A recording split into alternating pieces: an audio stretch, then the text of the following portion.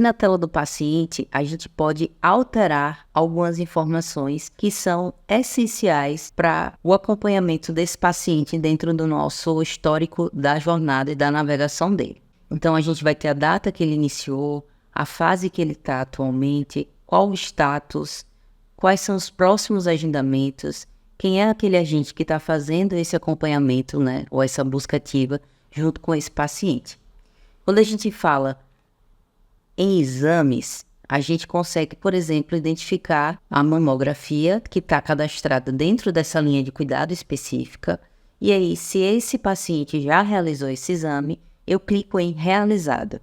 Eu preciso informar a data exata que esse exame ele foi realizado. E também eu posso colocar o seu resultado. Então, se eu realizei o exame no dia 18/1/2026 e o resultado foi BIRADS 4, ou seja, suspeito, eu deixo cadastrado porque isso vai me levar para a próxima fase da navegação. Caso tenha alguma observação importante a ser colocada sobre esse resultado, o profissional ele pode digitar nesse campo observações. É um campo opcional, mas quanto maior a riqueza de informações e detalhes que a gente tiver, mais fácil fica entender o contexto que esse paciente está inserido e o planejamento, né, das próximas ações. A mesma coisa a gente fala na parte de dados pessoais. Na parte de dados pessoais tem informações em que a gente consegue alterar e outras que a gente não consegue alterar. Então, o nome social, o nome da mãe, o sexo, a gente não consegue alterar.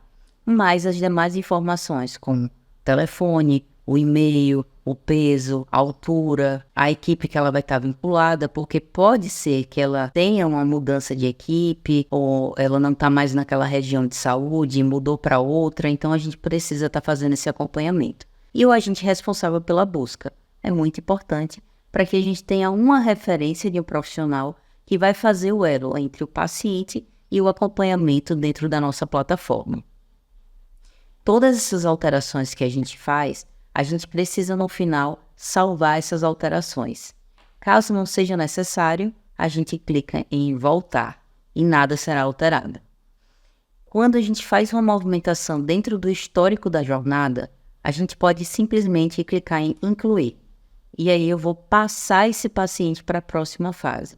Então, atualmente, a última atualização dele foi no dia 22/12 e ele estava na fase de rastreamento, ou seja, exame de rastreamento agendado. Quando a gente consegue confirmar esse exame dele, a gente consegue já pular para a próxima fase.